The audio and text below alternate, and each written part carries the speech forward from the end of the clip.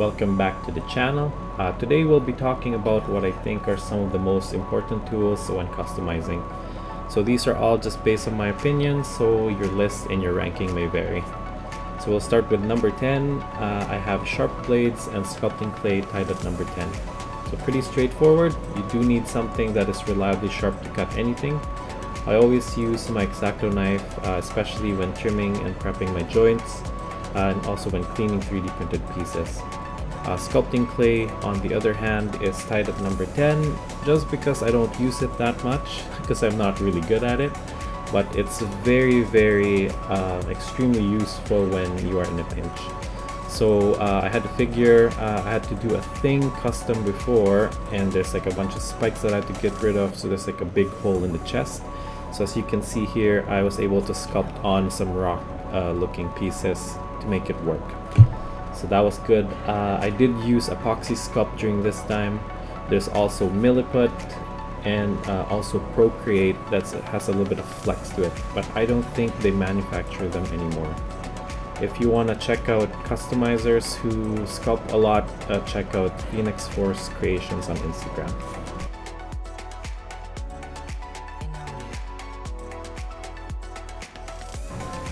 You can also check out the custom McFarlane page. There's a lot of sculptors in there.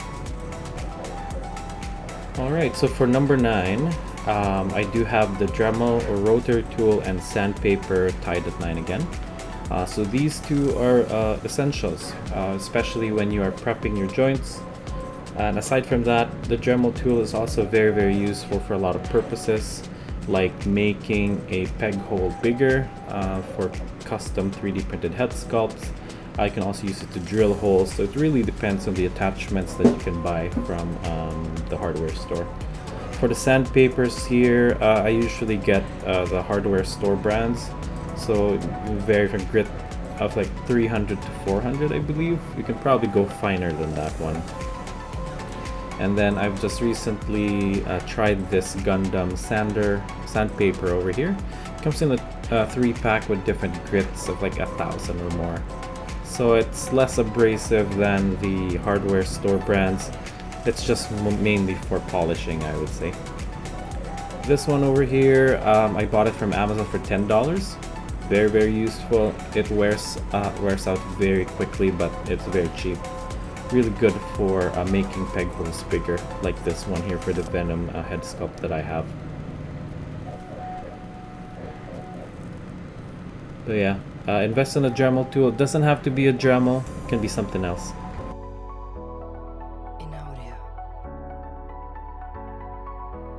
Alright, so for number 8, I do have the heat gun or hair dryer.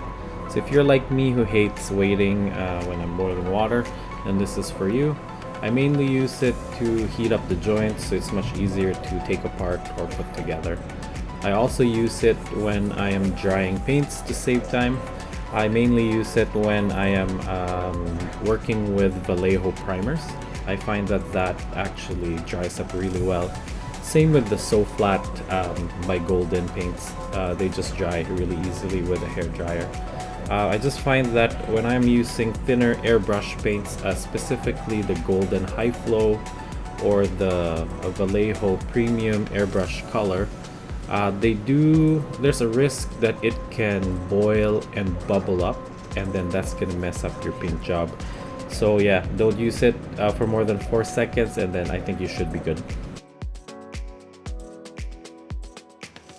So for number 7, I do have the cat scratch pad, I do have alligator clips and sticky tack. I'll put them all together. So I just can't stress enough the importance of this combo for me, as I can't prime, I can't paint, and I can't do any clear coats without these. So I would just recommend that when you're buying alligator clips to go with the wooden handle ones, just because they can support the weight better.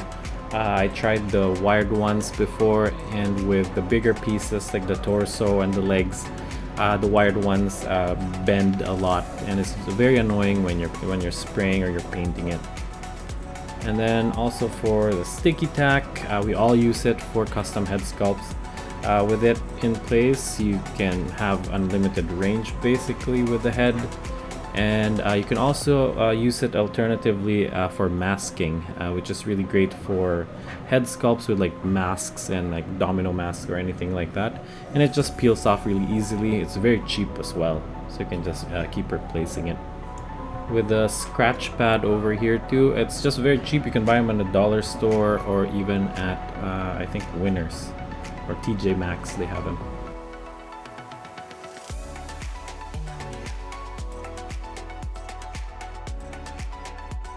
So for number 6, we do have the wet palette. If you find that you're spending too much money on paint because it's always drying out, then this could be helpful for you. If you're also mixing paint and you want to use it at a later day, then this is for you.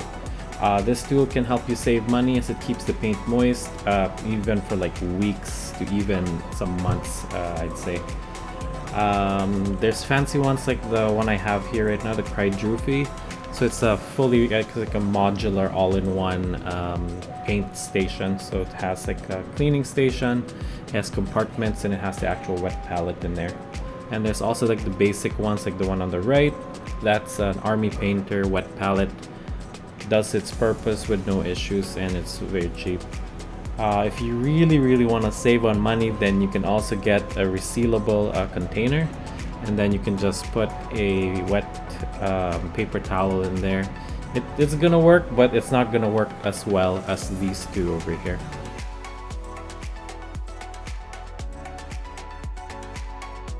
So for number 5, we do have lights or magnifying tool.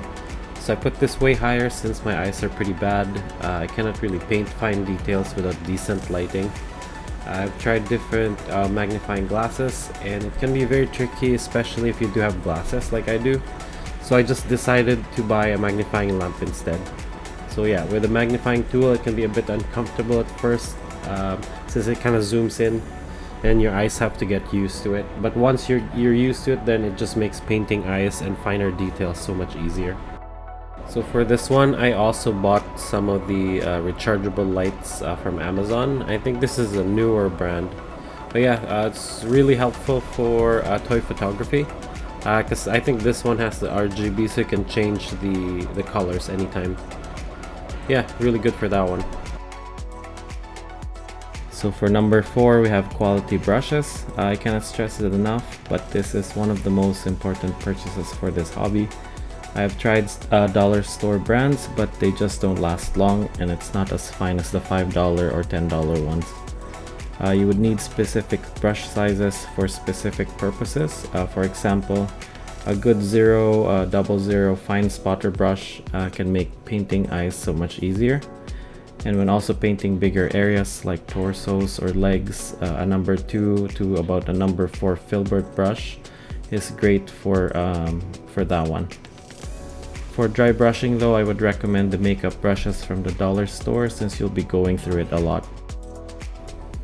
Make sure you wash your brushes after every session to make them last. Acrylic paint is easier to clean up with dish soap and water, but if you use those Tamiya or Mr. Super brands, then you'd need something stronger like a paint thinner. So for number 3, we do have the airbrush. This is definitely not a must-have, but it has significantly made customizing easier for me. It allowed me to paint large areas in seconds, which would have taken me minutes if I manually painted it.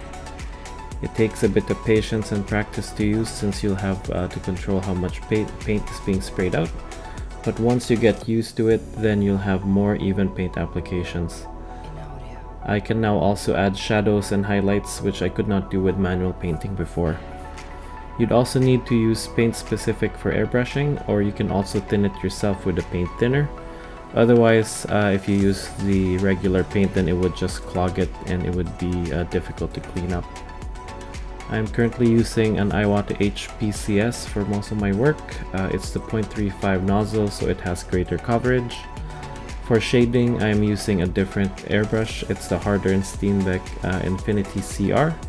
It is the 0.2 nozzle. These are a bit pricier, but you can start off with the Master Airbrush from Amazon. I think it's about $120 with the compressor. You can start with that, and then once you're more comfortable with it, then you can get something better. Also use an N95 mask when you're using an airbrush.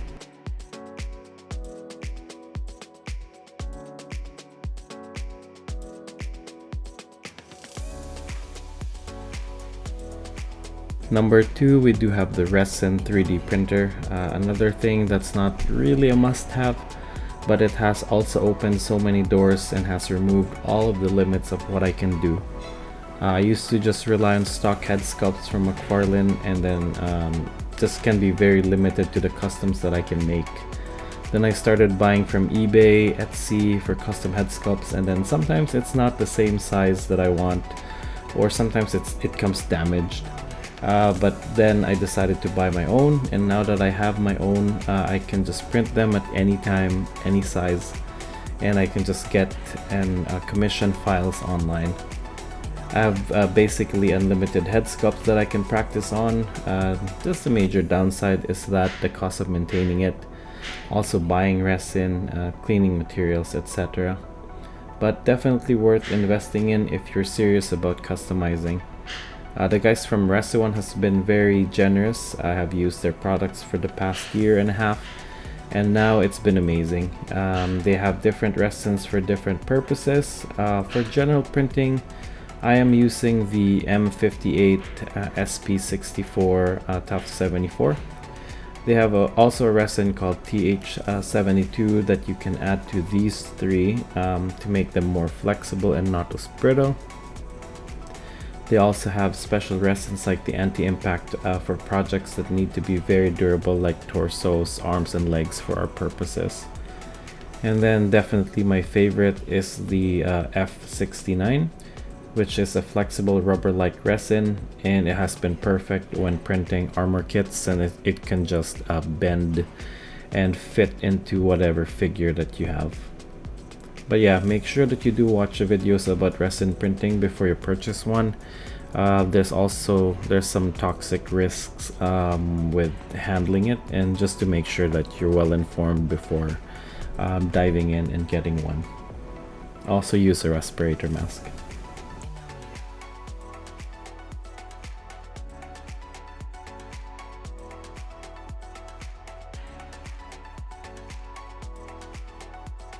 Alright, so for number 1 spot, it is quality paints. So don't waste time with dollar store brands, as they are just not meant to be used for customs. I would rather recommend getting one of the paint kits by Citadel or Vallejo. From what I remember is that it comes with some of the primary colors, some washes and metallics, plus a paintbrush for only about $20 to $30, so that's a great deal. I believe my first one lasted me about half a year. Then once you're more confident in your skills, then you can start buying individual paints. There's a ton of paint products that you can choose from, so it can be very overwhelming. So here's just a list of my go-to paints. For all of my airbrushing and manual paints, I use the golden SoFlat. I like it because it dries matte, and the colors are also very opaque, so I only need a couple of coats. Then I use Citadel or Turbo Dork for metallics. I will do a separate video about it in the future. For skin tone, I am mostly using Vallejo Premium Airbrush Color, mainly the flesh tone and the dark ochre. Then I manually add different shades using the Citadel flesh paints like the Cadian Flesh Tone and the Kislev Flesh. For shading, I do use acrylic inks, mainly Liquitex. I have yet to try the Pro Acryl, to be honest. I also use Army Painter matte or gloss varnish, and then using the Vallejo surface primers when I'm priming my custom figures. To seal my work, I use the Mr. Super Clear matte or gloss. But yeah, invest in some quality paints and you won't regret it. Yeah, so that's it for my top 10 most important tools when customizing. Yeah, if you have any questions at all, just send me a message on Instagram, or you can just comment down below. Hopefully that has been very helpful for you. Yeah, see ya.